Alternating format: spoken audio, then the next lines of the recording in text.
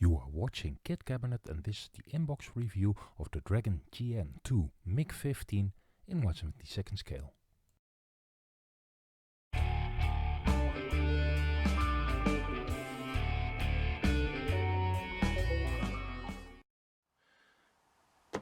This kit was released over 35 years ago, and with the more recent releases from like Hobby Boss or Edward, is this kit still worthwhile?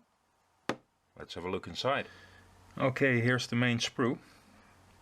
Let's have a closer look here. Let's get this into focus. And you'll notice that the detail is very fine. Some very fine rivets and some very fine panel lining. In fact, the panel lining is so subtle that the air brakes here are hardly pronounced, so you may have to rescribe that a bit extra. It's very fine, but it's nice and subtle.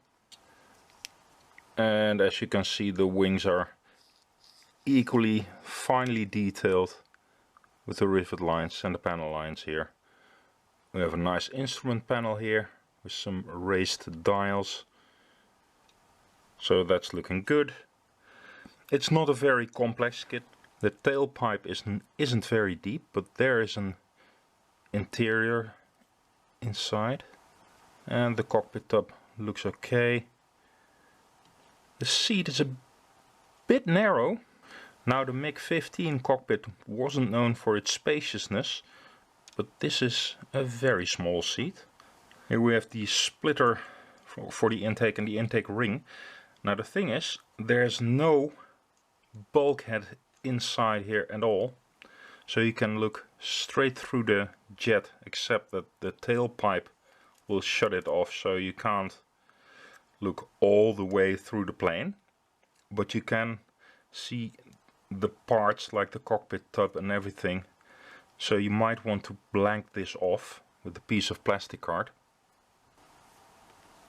Here we have the fuel tanks. Now this kit was also released recently by Zvezda, and this sprue is different from the Zvezda release. The Zvezda kit has the slipper style tanks, and this is the Dragon version, and unfortunately the shape is not very convincing. It's way too tapered. It should be more rounded, and the fins aren't very convincing either. So they're nicely molded, but the shape is way off. The transparencies, they look nice and clear, but they do give some distortion, and the distortion at a short distance, so like for viewing into the cockpit, is actually pretty strong.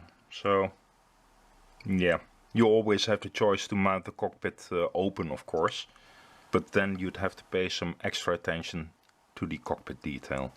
The decal sheet, now this is of course quite an old decal sheet.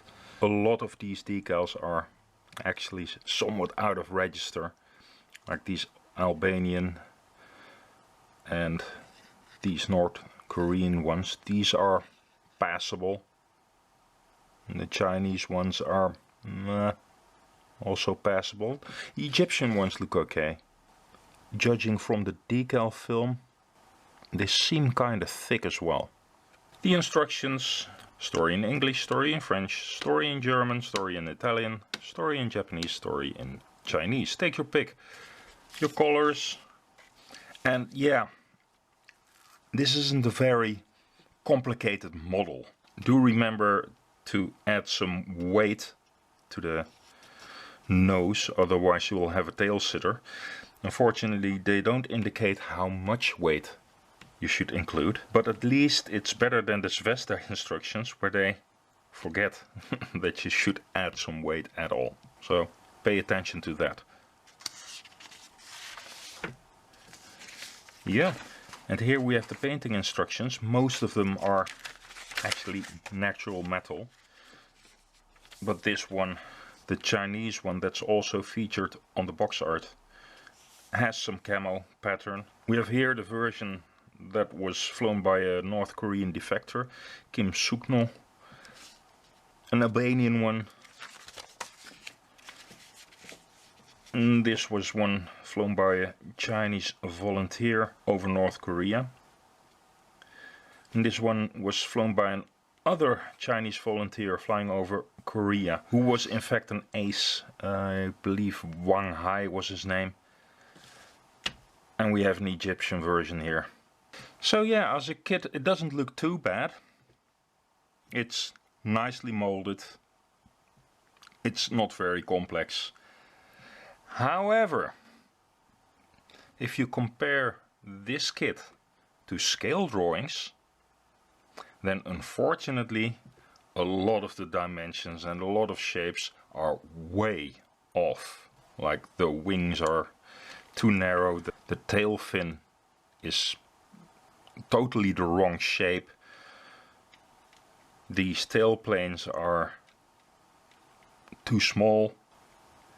So this is actually an inaccurate model posing as a very nice kit. So if you just want to build something that looks like a MiG-15 and don't care too much about accuracy, then this is fine. But if you want something that's more accurate, you're probably better off with the Edward kit, because this is not an accurate kit. So would I recommend this kit? Short version, not really. I already had it in my stash for some time, but if you want a quick build that's at least as good and very competitively priced, I would say go for the Hobby Boss kit. And otherwise, if you want to go for nice accuracy, I'd say get the Edward kit. But this one, nah, not very impressed.